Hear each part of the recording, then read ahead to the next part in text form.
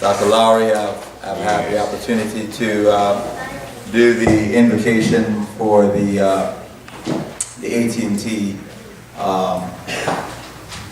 Justice Drum Major for Justice Award, where Dr. Lowry was honored, and it was truly magnificent honor to do that. But we have arriving now to speak with us one of our fearless leaders,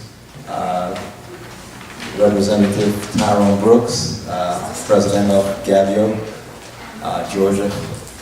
Georgia's freedom fighter, one of them.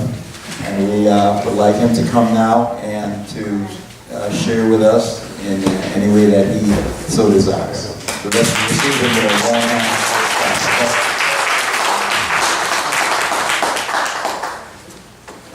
Thank you, Brother Vision, and hello, everybody. Hello. I am a little late because I stopped in Macon to pick up the latest edition of the Informer that has the Quitman 10+2 on the cover again. And I brought you, I think, 1,000 copies. They're out in the lobby. And I would encourage you to get one for each home, and those of you who can, distribute them throughout the county, throughout Brooks County, so that as many homes as possible will have a copy of this latest edition. You have an edition from last year, I think it was July of last year, but Brother Herbert Denard loves you so much and is so interested in making sure that the people of the world understand the egregious violations of your rights, and he continues to write about you. And I realized that we didn't have anyone from Brooks County in the Macon area this week to pick him up. So I stopped this morning and I picked him up. And whenever I stop in Macon, it's hard to get away from all my kinfolk. But I wanted you to have them today and distribute them across the county in your places of worship, in your libraries, your schools, wherever possible. There's a great story in the back in reference to the convention where the Quitman 10 will be honored in Savannah in a couple of weeks at the Gabio Summer Convention. So that's why I'm running a little late this morning, but Dr. Joe Lowry filled in for me and did a great job. Yes. What you just saw on video is Dr. Lowry's lecture at the Carter Library. The Carter Library. The Monday after he spoke in Quitman at the Gabio Winter Conference at Shoemake Church. So that Monday he was there on stage. You heard him that Saturday at Shoemake, and that Monday he was on stage again at the Carter Library. There are only a few things I want to do today and move on out of the way, and hopefully we can get out into the community and the campus as we did on March 31st when we had the first town hall at Bethel down in Quitman. You are going to receive a form, same form that we used on March 31st at Bethel for the town hall. We're requesting everyone fill the form out as you did on March 31st. And those who have statements that they would like to make in writing, we want you to give us your own version of what has happened to you in terms of intimidation, in terms of threats, in terms of harassment, and whatever is going on in your life since the 2010 election, in terms of the authorities, whether it's the Sheriff's Department, the GBI, State Election Board, FBI, whomever, how you've been harassed on your job, anyone who has said anything to you that might insinuate that there has been some violations of election law, or any harassment you receive on the workplace, in your neighborhood, wherever. So we want you to give us your statement. You can fill it out, use the back part of this form to complete your statement. We are collecting these because we're going to deliver these to the United States Attorney General in Washington. Now, Congressman Sanford Bishop told me 2 weeks ago as we were qualifying for re-election that he has spoken to the Attorney General on 2 occasions and basically has got no firm response. Dr. Lowry has called the Attorney General several times, and he is nonchalant to Dr. Lowry. We have written the Attorney General. We've done everything we could to get a response from this Obama Department of Justice, but they are very non-responsive. They're very non-responsive. I remember in my days at SCLC, we would write the Reagan Department of Justice and get a response. But we went to Aliceville, Alabama, Pickens County in 1982. We got a response from President Reagan and his Department of Justice. We went to Washington. Dr. Lowry confronted the president, and we had the federal government to intervene on behalf of Miss Maggie Bozeman and Julia Wilder in Pickens County, Alabama. So I want you to know I'm very frustrated, very upset that this Department of Justice has not taken the Quitman 10 case and given it support, because you have been violated. Right. Your rights have been violated. The Voting Rights Act has been violated. And there's no reason for you to have to go through what you've gone through simply because you wanted to exercise your constitutional rights, registering voters, running for office, helping people vote, whether it's by absentee ballot or otherwise. So you've done nothing wrong. And so that's why we could not sit in Atlanta and other places and allow this violation to occur and do nothing about it. So when Representative David Lucas and Reverend Floyd Rose, where's Reverend Rose today, by the way? I don't see him. Reverend Rose and Senator Robert Brown said, we got to go to Quitman. We came in May of last year. So we have a long-term, firm commitment to help you and work with you as long as you want us. When you no longer want us, all you got to do is just say, hey, get out of town, and we're gone. Because we're wanted in so many other places. This week I was receiving emails from Cape Town, South Africa in reference to a project that Reverend James Orange and I started several years ago, and they're reminding me that I need to come back and spend some time on the ground in Cape Town so that we can bring this project to fulfillment. So I'm going to do that. But I'm not going to abandon Quitman. I'm not going to abandon Brooks County. I'm not going to leave the Quitman 10 hanging. I just can't do that. Dr. Lowry said on Thursday at a meeting that we were having at St. Philip A&B out in Decatur that he wanted everybody to know about Quitman. He said he wanted the world to know about Quitman, and he can't be here today, but he wants us to know that he is supportive, he's 100% committed. At the age of 91, he's willing to do whatever he can do to make sure that the Quitman 10 prevail during these trials and tribulations. We know you've been arraigned, there's no trial date. The reason they didn't set a trial date is because they have a weak case.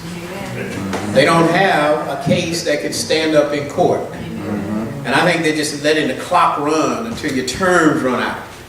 But some of you have already decided to run for re-election, and we're going to stand with you. I just wanted to say to you that these forms are very important, so please fill them out. If you know of persons in your neighborhood or in your place of worship, any relatives or anyone who needs to fill one out, take some. We brought extras. And when they fill them out, you can mail them to our office. The address is at the top. Just send them to us in the mail, and we'll be happy to include them in the ones that we collected on March 31st or the Bethel AME. I would like the three, Nancy, Diane, and Linda, to come up for a minute to stand up. Linda, Diane, and Nancy to come up for a minute because the governor of this state removed them from office. The governor suspended them from office. And we have been sending emissaries to the governor's office through Senator Emanuel Jones, the chair of the Legislative Black Caucus, and other caucus members. I have refused to go to those meetings because I think I would be very disruptive. I don't think I could add anything to the meetings. I've tried to stay out of those meetings. I let my colleagues go. And I want you to know that when we held the news conference in the Capitol at the beginning of the legislative session, and we had the Quitman 10 there in the Senate press room in the legislative office building, Dr. Lowry said to me and Emanuel Jones, you guys need to write the Attorney General. We wrote Eric Holder the next week and CC'd Dr. Lowry. Then he said, you all should go and meet with the governor and demand that he lift the suspensions. I said, Dr. Lowry, I will ask the chairman of the Black Caucus to take a delegation, but I don't want to be in the room because the governor knows where I am, and I might be a distraction. I might be someone that would really not be contributing to the meeting in terms of what we're trying to accomplish. So I didn't go. Senator Jones went to the meeting, and he took about 5 colleagues from the Black Caucus. And after the meeting, he called me up. He had me on a speakerphone. And he said, Tyrone, we just left the governor, and we urged the governor to lift the suspension of the 3 that he suspended from the school board in Brooks County. And the governor said he was not inclined to do that because he thinks there are justifiable reasons for them to be suspended. And he said he wanted to know if they would call me and ask me if I would be in agreement to allow him to fill these seats temporarily until these cases are over with. And I'm in a church. I can't say what I said on the phone. My mother, my daddy, and my grandparents would have a fit if I used the language here in Macedonia that I used on the phone. I was not in church when they called me, so I could just really be myself. But I said, no, we're not going to play that game. We're not going to be complicit in the governor's violation of the citizens of Brooks County's rights to vote and elect candidates of their choice. I said, tell him we will not do that. We will not support him appointing anyone to fill those seats because the citizens of Brooks County elected them. That's right. And until the citizens of Brooks County unelect them, they have an obligation to serve the people who put them in office. And so Senator Jones said, we knew you were going to respond that way, so we told the governor we would get back with him today, and he called him up and told him what I said. And Senator Jones wrote the governor a letter and said, we just urge you to lift the suspensions and do it expeditiously. The governor did not lift the suspension. The governor continued to move on them, and the suspensions remain in effect today. He subsequently has appointed persons to fill the seats, which upset me because I didn't believe there were any black folks in this county that would agree to go into the seats that they won. I knew that there would be maybe 1 or 2 white people who would stand in line and say, yeah, send me. But I didn't believe there were any black folks in Brooks County that would agree to take the seats that you all elected them to. So when Diane and Nancy and Linda called me and told me that it was in the equipment, the local newspapers, the Equipment Free Press or something like that, I said, send me copies. And when they sent me the copies and I saw the photographs of people who look like us, standing there skinning and grinning, after being appointed by the governor to take their seats that they won, that you all elected them to, I was outraged. I still have the papers in office. I took Dr. Lowry one the same day. We live in the same neighborhood, so I just went down the street real quick and I said, look at this. And he looked at it and he said, Lord have mercy, Tyrone. He said, even during the days of slavery, they could always find a slave to sell us out. That's what he said. And I said, Dr. Lowry, we still have Negroes in Brooks County who are willing to sell us out. I said, but we have to continue to support Equipment 10. We have to make sure that the charges against them are dealt with adequately by the attorneys who represent them. We want those charges dismissed. Yes. First of all, we hope that the court will find a way to just dismiss them all. There is no trial date. The judge still has time to throw those cases out. And I said, Dr. Lowry, we have to continue to go to Quitman every opportunity.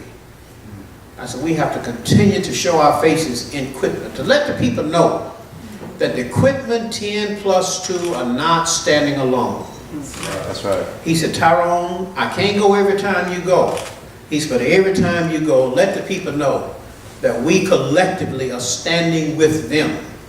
So I just want you to know, Dr. Lowry, on this video today and in person, he's absolutely 100% with you. And the entire Legislative Black Caucus, the entire Gabio family, all of the civil rights leaders that I've spoken to continue to give you support. Now, I know sometimes it's lonely for Linda and Diane and Nancy, they feel like, well, you know, we don't have much support. The people are not standing up. And I'm trying to let them know that even though you may not call them every day, you may not see them every day, I know that the people of Brooks County, black folk, and the majority, I believe the majority of the white folks in this county, believe that these folks have been treated wrongly. Yeah. Their rights have been violated. They have been absolutely ostracized. They have been treated unfairly simply because they won. And they took the power that white folks in this county have taken for granted for many, many years. Amen. So I just want you to give them a round of applause for standing firm, being courageous, not giving up, not giving in, not selling out. It would have been easy for them to walk away from this and say, well, I'm just going to leave it alone. We won, but they've taken us out. We're just going to leave it alone. But no, they have fought back. And they continue to fight back. Yeah. And they're going to continue to fight. We're going to continue to stand with them. Yeah. Now, I know that there are some people down here who don't want us to come. I understand that. There are a few Negroes and some white folks who don't want us to come. Yeah. I understand that. I've been through it all my life. All across America, I've always heard, you know, you all are outsiders. Yeah. You don't belong here. You don't live here. Well, this county has my name on it. That's right. And I'm going to come every time you invite me. Every time you say come, I'm coming. And I am going to stay in Quitman. I wish I had a house, so I wouldn't have to go back to Atlanta every time I come. But I'm going to be with you, and Gabby is going to be with you. We're going to honor the Quitman 10 in Savannah in a couple of weeks. We want you to be at Savannah State on that Saturday. We're going to have them on the stage like we did last year. Right. We're going to honor them along with Miss Amelia Boynton, who was on the bridge with John Lewis and Jose Williams in Selma on Bloody Sunday, March 7, 1965. We're going to honor Miss Christine King Farris, Dr. King's sister, who still teaches at Spelman. We're going to honor Dr. Dorothy Cotton, who was one of my instructors at SCLC and who has been a professor at Cornell University in Ithaca, New York for many years. Dr. Dorothy Cotton will be honored. But we're going to start off with the Quitman 10+2. That's right. We're going to have them on the stage, and we want the world to see these courageous warriors who are defending the Voting Rights Act, who are standing up for freedom and justice, who are making sure that black people and people of color around the world don't get intimidated. That's right. Don't let the system deter them from fighting, standing up and registering voters and running for public office. Right. And really just doing the right thing to make this a better nation. Right. So we want all of you to be in Savannah to see them being honored. I'm looking for you. I want to see your faces in the crowd. I want to see you at the luncheon. We're going to have a lot of speakers down there. We always have a packed house. C.C. Anderson, who's always there, she knows we always have a great turnout in Savannah. So we want you to be at this summer convention in a couple of weeks to see the Quitman 10 honor. I don't have much more to add than what I've said. We have a number of persons who come from around the state who come every time we meet, and we want to give them an opportunity to express themselves and bring some words of support in their own way. If there are any questions before I sit down, I will take those questions. But I know that we got some food waiting. Some of us are hungry. It's that date in Savannah. Some people miss the date and the time in Savannah. The date in Savannah is on the, it's in the paper, June 21st through the 24th. The Quitman 10 will be honored on June 23rd, which is on a Saturday. Saturday is our biggest day of all during our 4-day convention. On Thursday, we have an opening news conference at the Ralph Mar Giver Civil Rights Museum. That's all we do on Thursday. People are coming in from all over the state. And, you know, we get out into the community and we move around and let people see us, just like we're going to do today here in Quitman, in Morven. And on Friday, the Georgia Association of Black State Universities will be hosting us. Brother Roy Jackson and officers of GAPSU from all of our black colleges and universities will have a luncheon for us, they have a reception for us, and other activities. And on Saturday morning at 7:30 a.m. on the campus of Savannah State, we will kick off the annual prayer breakfast. The clergy will have the prayer breakfast, honoring the legacy of Reverend Dr. Benny Mitchell. That's going to be in the Elmore Center, which is really right next to the Student Center on the campus. Student Center Ballroom. It's one building that we're using on the campus of Savannah State. So that morning at 7:30, there's a breakfast and workshop start at 9. We're going to have great presenters coming to talk about the Voting Rights Act and the Quitman 10 and voter suppression across the state and the nation. And as we make our way up to lunch, you'll hear from Lachlan McDonald, ACLU, and Helen Butler from the People's Agenda. You know, we have a lot of folks who will be presenting. And getting into the luncheon, we'll have the Quitman 10. That's going to be the highlight of the luncheon, the Quitman 10. And Miss Christine King Farris, Dr. King's sister, who's still living and teaching at Spelman. And Miss Amelia Boynton, who's 100 years old, will be 101 soon. A native of Savannah who lives in Selma, Alabama, who is going to be honored. And Dr. Dorothy Cotton, my mentor, my teacher at SCLC, will be there from Ithaca, New York, Cornell University. Following the luncheon, we're going out into the community again, and we're going to have a Stop the Violence rally. We're going to be in 2 parks this year. We're going to go out into 2 communities that are inflicted by crime and violence every day. Children who are venturing off into gangs, drug dealings, all kinds of issues, prostitution, you know, children who are not going to school. We're trying to impact them. We do this every time we meet. And so we'll have a workshop on that issue of stopping the violence that Saturday morning. But we're going to go out into the community following the luncheon, get down in the community, in the trenches, where many people don't want to go. We're going to talk to those brothers and sisters who are prone to get into trouble and going to jail and, you know, using the drugs and on the streets and doing things that, you know, none of us would like to see anybody do. We're going to be out there talking to the gangbangers. Yes, the gangbangers, those who are packing guns in their back pockets with the pants hanging down to the ankles. We're going to be talking to them. And we do this every time we meet because we think that this is a very important issue that we can no longer avoid. We can't run from it. We got to confront it. We got to go in, you know, we just got to go in the areas where we're needed and not sit up in a room and you know, have the hors d'oeuvres and cocktails and the cookies and tea and pat each other on the back and take some pictures and go home. No, we're going into the trenches. And so we'll be out in those parks and we'll be talking to them and mentoring them and trying to adopt some of them and trying to steer them back to school and urge them to run for public office, become a business person, become a clergy leader, an educator, whatever you want to be in life. You know, a successful person. You might want to run for governor, you might want to run for president. Right. Be a judge, sheriff, somebody who's running for sheriff. Who's that running for sheriff down here in Brooks County? Stand up. What's your name, brother? My name is Andre Williams. Mr. Andre Williams? Mr. Andre Williams. Jose Williams has a son with that name, Andre. Well, somebody told me that you were running for sheriff, and I just want to commend you for having the courage to stand up and put your name on the ballot. Amen. Run for sheriff of Brooks County. God bless you. Y'all know him, don't you? Yeah. Everybody in here know him, right? Yeah. All right, so. Mr. Maxwell. Mr. Maxwell? Yes, sir. Commissioner. County Commissioner. Anybody else running? Mr. Maxwell, anybody else? Nancy running. We know Nancy. Nancy qualified. Mr. Maxwell qualified. Who else is running?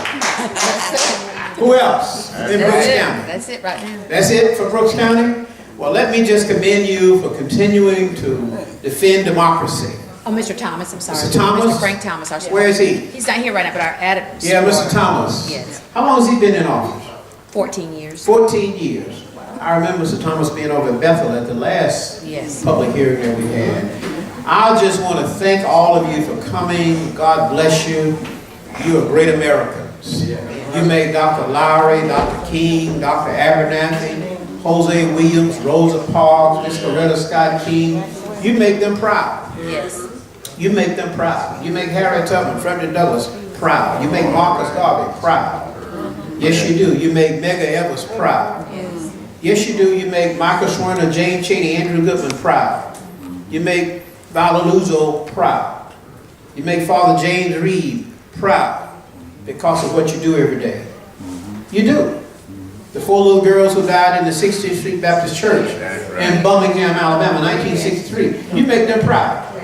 Because all of the work you're doing, think about it, all of the work you're doing today, that we are doing collectively, is a result of their sacrifices. If they hadn't sacrificed, if they hadn't died, would we be doing what we're doing now? Think about that. Just think about that for a minute. The sacrifices, the assassinations, the bombings, the burnings, the lynchings, all that we've endured as a people collectively. That's why we stand here today in Macedonia. So we want to thank you, we want to commend you, we want to let you know that we're going to be with you, we're not abandoning you. You may not see us every day, but when I talk to Diane and Nancy and Linda on the phone every week, we have a conference call every Tuesday. All right. And I said, I just want you all to know that I'm up here in Atlanta, but I feel like I'm down in Brooks County. I'm down in Brooks County in spirit. I wish I could live down in Brooks County. But I'm up here in Atlanta in the capital. But rest assured, we are with you. So I just want you all to know we're family. We're not going to let anybody divide us. We're not going to let anybody play me against them or them against me, right? Right. Or you against them or them against you, right? So when we leave town, I noticed somebody going to say, well, why don't y'all just tell them to stop coming down here? Tell that man to still put it down or something. Tell that fella he ought to just find somewhere else to go. I know what they say about us. I understand it. I've been through it all my life. I've lived it.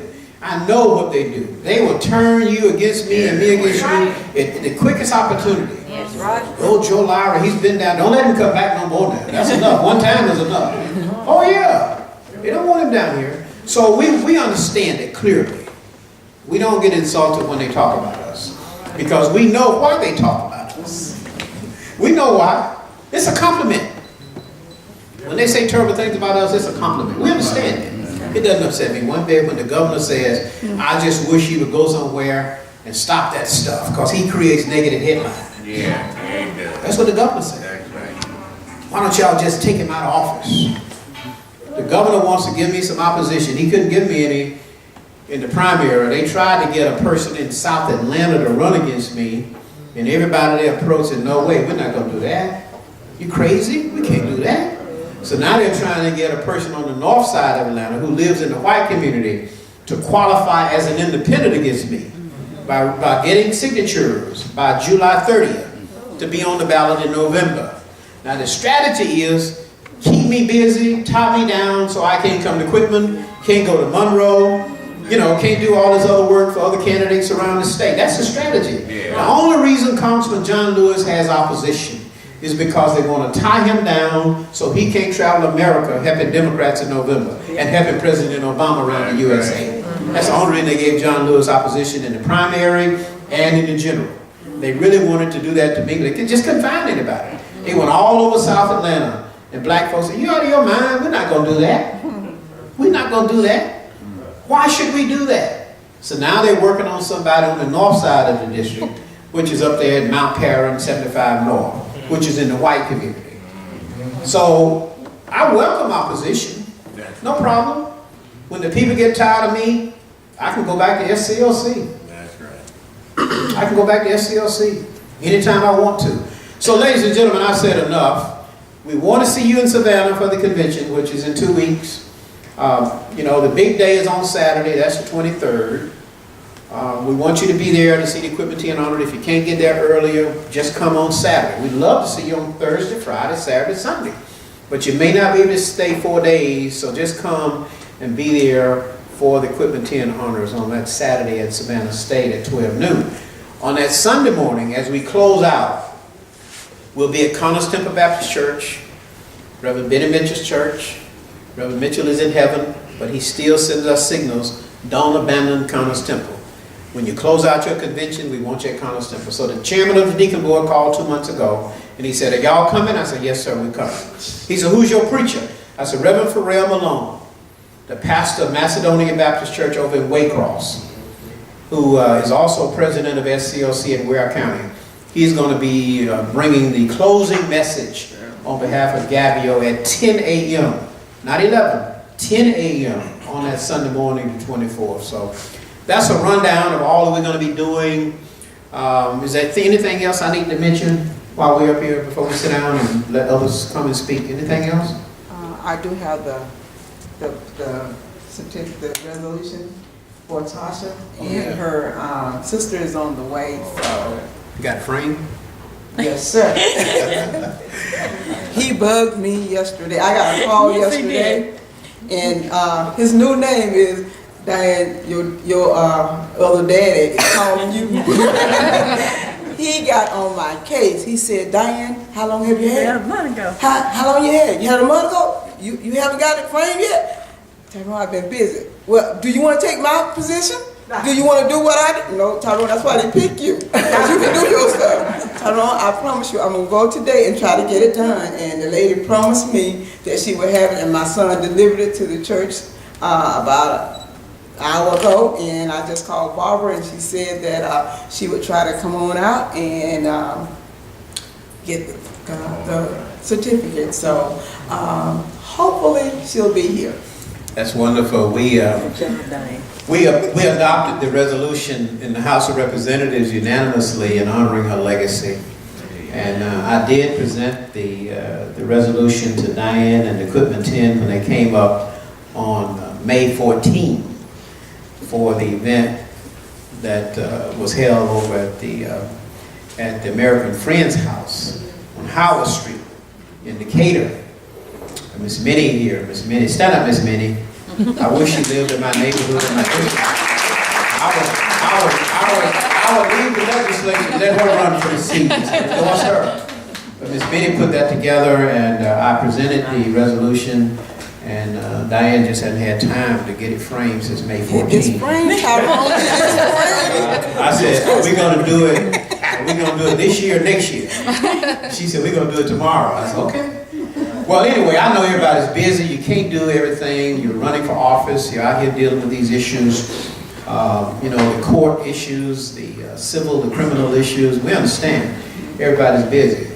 But I just want you all to know these women and this young man, they are very, very committed. They work every day. You don't see them every day, but they're working for you. And you must stand with them now. You can't leave them out here hanging alone. You got to stand with them. You got to stick with them. You got to hang in there with them. It's tough. It's tough. But nobody told us it was going to be easy. So I think I've said enough. Now, one other issue I think, Nancy, we might want to throw out here. We've been talking on the phone for a few weeks, and one day I suggested to them that we might want to consider having a march from Quitman to the Capitol. Now, we are veterans of SCLC, we know how to do this. That's right. We had a march from New Orleans to Washington. We had a march from Aliceville, Alabama to Washington. We know how to do this. When we say march a long way, it's not like you're marching every day, all day. It's like you march a few miles every day, you have a rally at night, you rest up good, you get up the next morning, you take your time. We have coordinators in front of us who plan it, they strategize, and make sure that logistically we have everything organized in front of us. So we know how to do this. We were trained to do it as youngsters at SCLC and beyond. So we are still discussing the possibility of a march from Quitman to the state capitol. And we will continue to discuss it. And at some point, Nancy, Diane, and Linda will announce a date. We're going to strategically look at dates, look at calendars, make sure we're not conflicted with anything that's going on. And we want to do it when the weather is not absolutely the hottest. We know when the weather gets real hot. We know when it's kind of cooling off a little bit, coming into the fall season. So we want to make sure we do it right and make sure that we have people along the route to Atlanta waiting on us and joining us as we make our way to your state capitol. I think that would be profound to have a march from Brooks County, Quitman, Georgia, to the state capitol, demanding that the charges be dropped, demanding that the government lift the suspension, demanding that these people be allowed to go back into the seats that you elected them to. You elected them to those seats. And so Nathan Neal had no right to do what he's done. That's right. And there are a lot of people who say that he shouldn't be in office because he's been accused of a lot of things also. But he's still presiding in the government. That's all I want to say, ladies and gentlemen. Questions for me or the Equipment 10 plus 2 before we sit down and give the mic to those who are here to speak, other organizations who came a long way. Any questions before we turn it over to you all? Yes, sir. Quick question. Yes, sir. I was concerned as to those that work for Board of Education.